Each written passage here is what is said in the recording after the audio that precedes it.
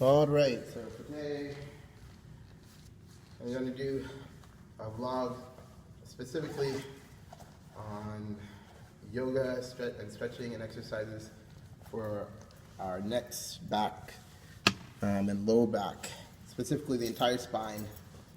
So all this is going to be focused on the entire spine. And as always, with anything, preparation is key. So taking time to prepare properly and be present and ready to start right at the beginning is very important. When it comes to yoga and stretching, especially when you have cleats off, taking off shoes and socks makes a big difference and can be very comfortable and relaxing.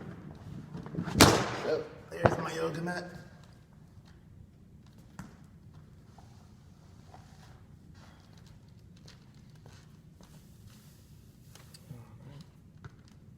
Which I got from Lululemon or Lululemon. And I'm going to take off my shoes and my socks to relax my feet and my toes.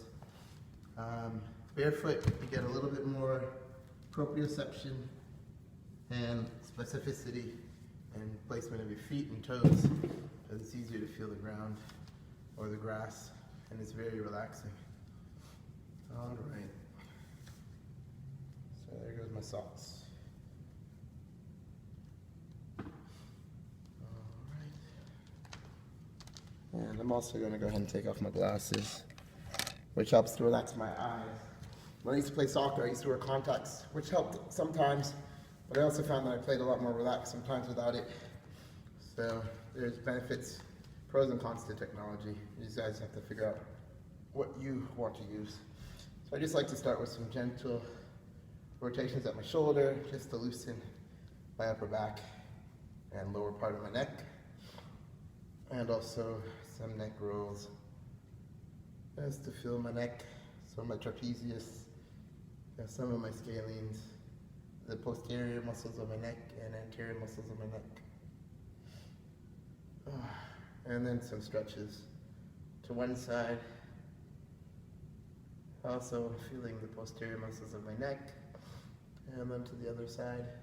Again, feeling some posterior muscles to my neck. And just holding this position and moving back and forth my neck so that I can feel those muscles relaxing and stretching.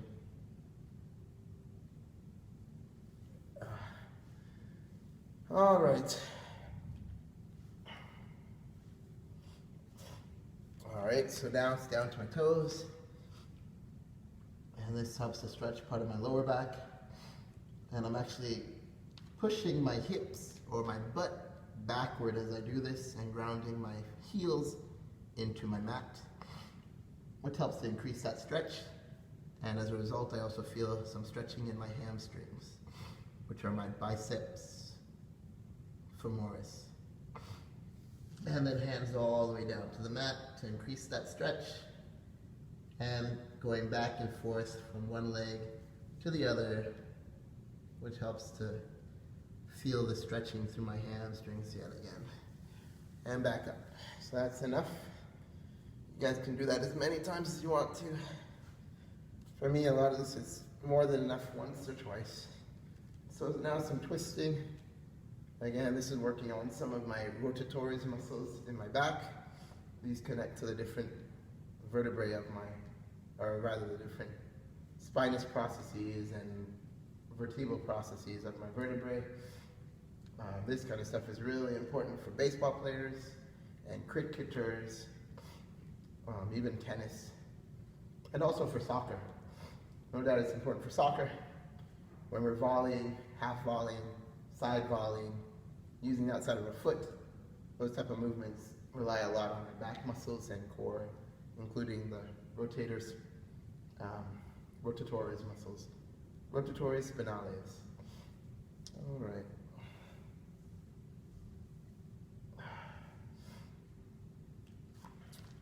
And now I'm going to go into some yoga poses that really do help the back, which is first just down to the mat walking forward into downward dog. And downward dog again, pressing the bottoms of my feet and toes into the mat and feeling that stretch through my hamstrings and in my lower back as I move to increase that stretch, to maximize the stretch. And then forward into plank. I'm going to do a little bit of exercises here, moving my knee up to my chest, that's the left one, and then my right knee up to my chest, that's the right one, and doing that a few times, just to feel that movement, which helps to loosen a little bit of my back. All right. And you could go to the opposite arms or opposite elbow to increase the intensity of that. And now down to plank, going all the way down to mat, into the cobra, and just holding it here to enjoy that stretch, which is through my neck, upper back, mid back, and low back.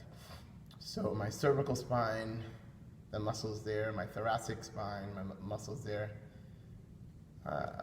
my lumbar spine and sacral spine. And you just want to move around slowly, paying attention to how your muscles feel and what feels good. Whatever feels great for stretching, hold those positions for a while. And what's uncomfortable, take your time and try to understand why it's uncomfortable. So now we're going up into cat. And in cat, you can flex and extend the spine like a cat, which helps with the flexibility of the lower spine, lower back, and does a little bit of toning. And then back into cobra. In cobra, you can put the tops of your feet onto the mat and raise up, which increases it a little bit and helps with the tone of the quadriceps, as well as some other muscles of the body. And now take a rest in a prone position on the mat.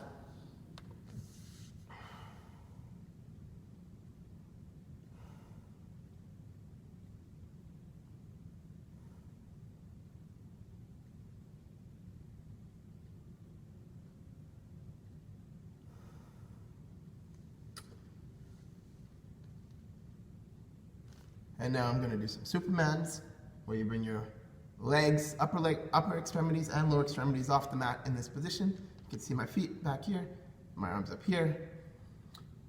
And this helps to trigger and contract some of the deeper muscles of the low back, like multifidus, erector spinalis, quadratum lumborum, and some others. I think there's a longus down there too.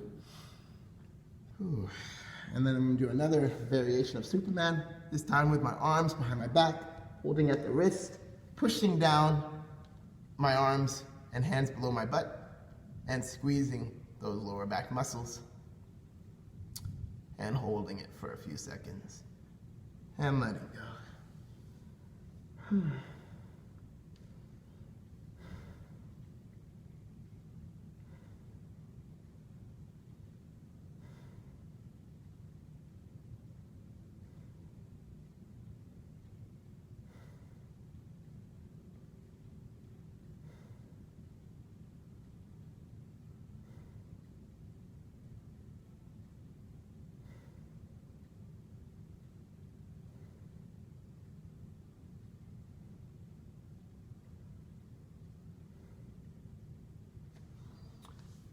And now it's back up into cat, and then to downward dog. Enjoy that stretch in downward dog. And then walking my hands back, so I'm up off the mat, or hands are off the mat, and back into standing. In standing position, this is a great time to assess how our bodies feel. Get a sense of how the exercise is feeling, what areas you want to work on more, what areas are comfortable and what to do next.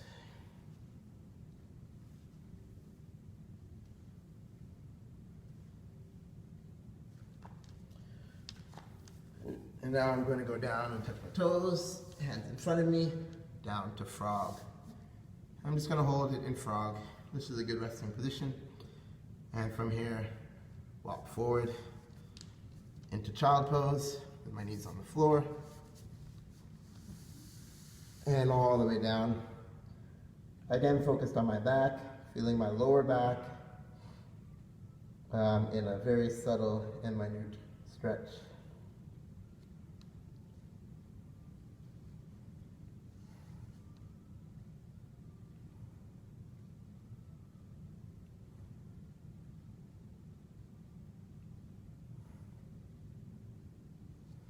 And then it's back up. Now into cat. And now I'm going to change positions and go into a supine position. This time going back through a child pose, then a seated pose, and then putting my feet out, heels on the mat, and laying back, and putting my arms all the way above my head, and enjoying this resting position.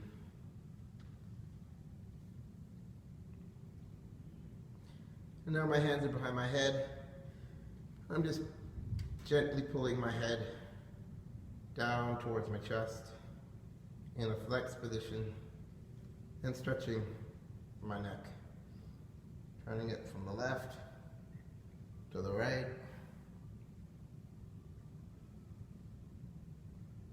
And feeling that stretch. And then back down into another resting position. This is a supine position, laying with my back on the mat on the floor.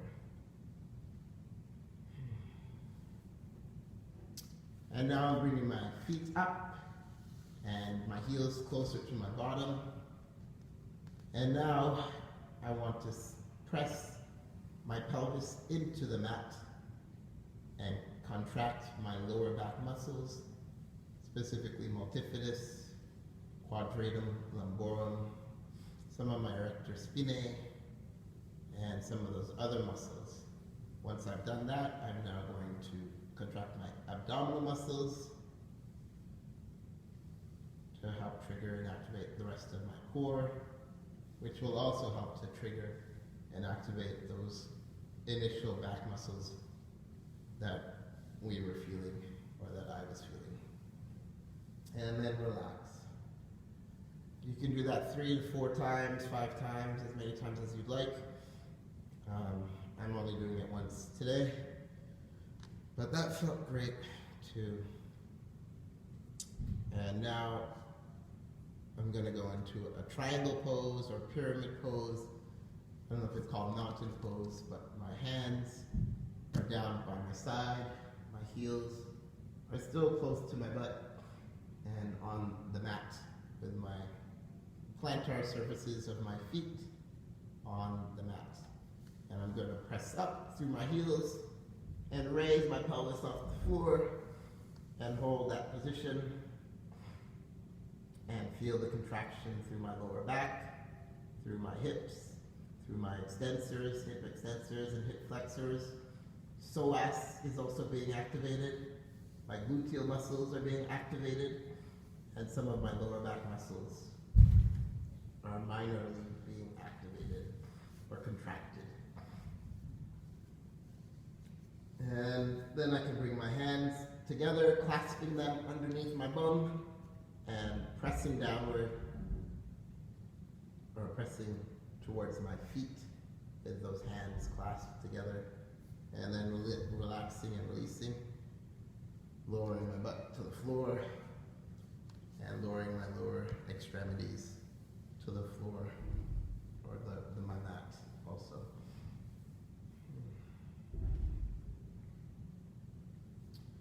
And now my hands above my head, up with my upper extremities and my core touching my toes, and feeling another comfortable stretch.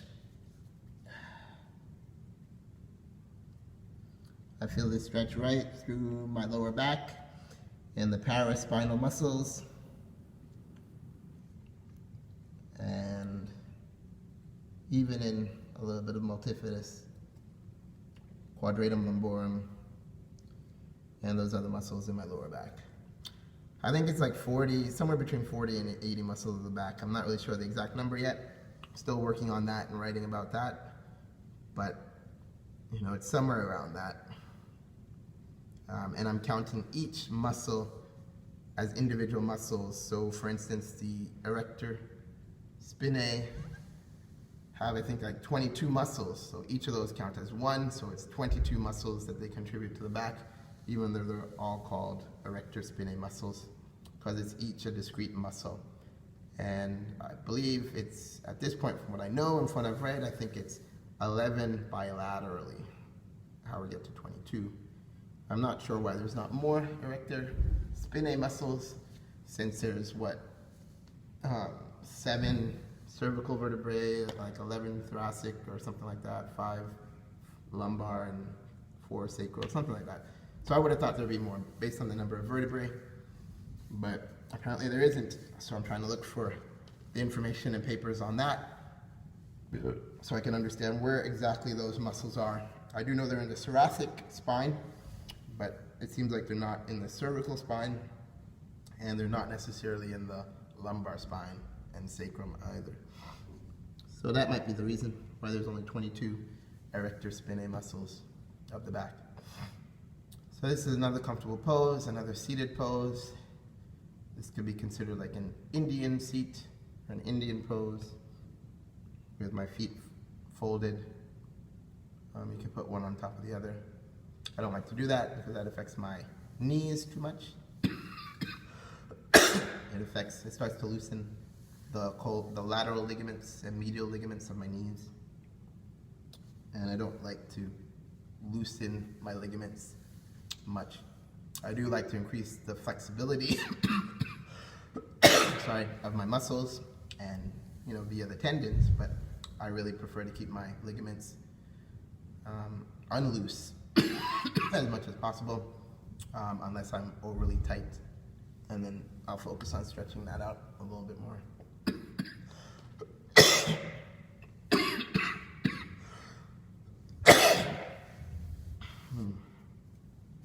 So there are a couple other poses that I want to do, and then some other yoga poses. So this is through child pose, into cat, up to downward dog, walking back the hands, standing position, and now we're going to do some figure skating positions, which up on one foot, focusing on the back. So as I contract my back, even my neck comes up, and pointing my toe outward, or at least in a comfortable position, and you can use your arms for balance. You could even call this a flying pose. But I think of figure skating and all the figure skaters doing stuff like this on the ice with their ice skates, which makes it even more challenging. That seems pretty cool. So there's that one, and this does work your glutes.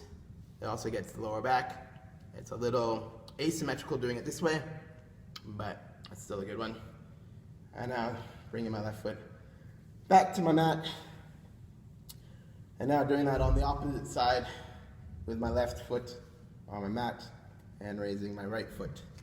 And here we go, right foot up. This is also focusing on the lower back again, and the gluteus maximus, medius, and minimus muscles as well.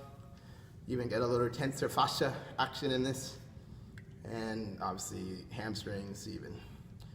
But yeah, I do feel it in my lower back, specifically on the right side in this position, and it's through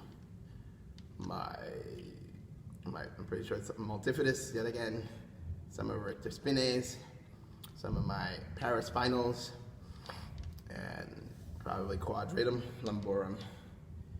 And I'm feeling some fatigue from that. I can feel my muscles trembling.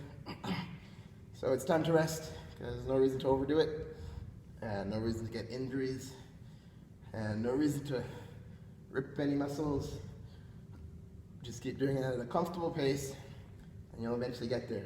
For kids, little kids, children, 3, 4, 5 years old, they'll get through this stuff a lot quicker since their bodies are still developing. And, pretty much, all their muscles and stuff are new. But for the older adults, people beyond their, 30s especially, and I'd say even for a lot of people in their 20s or 25 or so, speeding through this stuff like a kid will lead to injury, even in yoga. So I'm doing some twisting again and feeling that twisting through the center of my body, specifically around my spine, concentrated on my erector spinae and paraspinal muscles. All right. If you're not familiar with these terms, just consult an anatomy textbook or even Google these things, and you'll start to find pictures and you'll start to learn about the anatomy of your body. Because in that way, all of us humans, hominids, apes, and monkeys have quite a bit of similarity, and even do some of the felines and canines and many of the land animals. But definitely the humans, we all have a lot of similarities when it comes to the types of muscles and named muscles, although there is still anatomic variation amongst humans with regard to muscles. Some people have a couple extra muscles some places, and some people even have a few less. Some people have massive congenital malformations where they don't even have certain digits of their hands or toes, and as a result don't have specific muscles that the rest of us usually have, or almost always have. So there's an anatomic variation. I've even seen women, some of it I saw at Shriners Hospital first, and some of the castings that they had there. I've seen women around Boston and some men who have some of these malformations that I'm referring to, specifically even of their digits.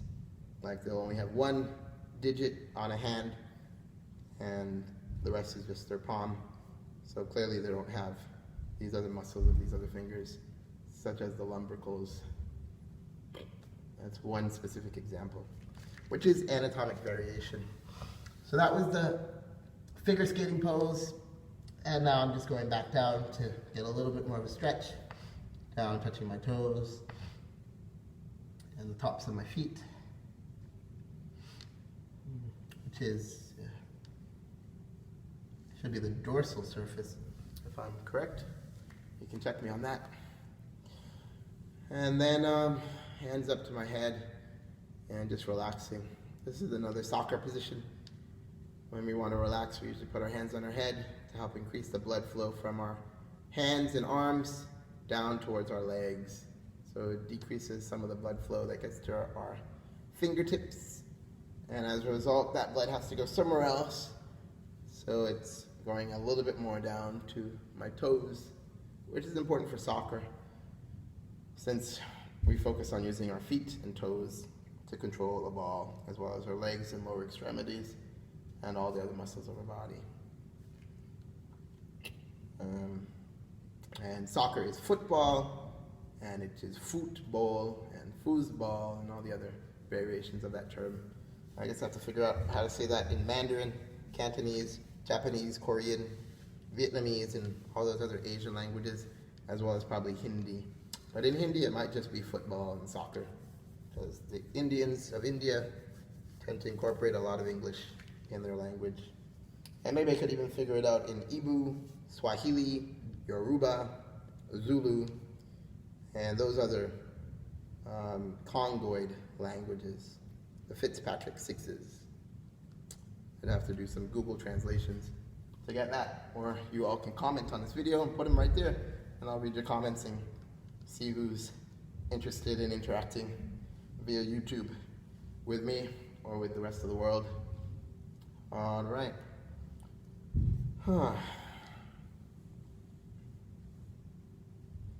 Oh yeah, there's another good one for the back. So I'm just going to walk into this one, which is starting from this position. Put my hands on the mat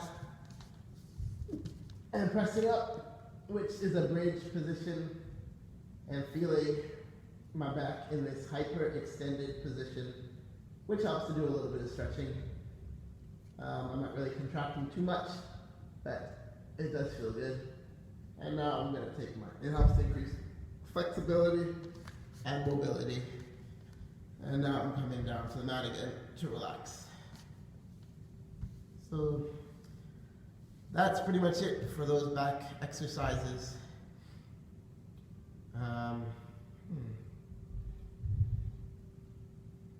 Oh, there is one more position. This one is a fun one. I think a lot of girls would like this. It'll help them with twerking, but it's really good for the back. And twerking is actually really good for the lower back, to be quite honest, especially if you learn to do it properly. Not joking, which is really surprising to me. That makes a lot of sense. So I'm now back in a cat position. My butt is facing you all, or is, close to the camera. And all I'm going to do is pull my hip or my right side up, come on to my head, and then my left side. I don't know if you can see that well, but when you do that, it's nice to isolate those lower muscles of the back, specifically multifidus, quadratum lumborum, erectus spinalis, and the paraspinals. And I can feel that contraction right in my lower back on each side as I pull my hip up and towards my head. And then back into this cat position, which is right there is extension of my spine and flexion of my back. Extension of my back, flexion of my back, or extension of my spine, and flexion of my back, or flexion of my spine. So extension of my spine, flexion of my spine, or you could say extension of my back, and flexion of my back. And that is it. So now it's time to just cool down with some comfortable stretching. This is another softer stretch that we do. And the other side. And then back up. And then these other warrior positions can be done too, which do help with the back. And the other side.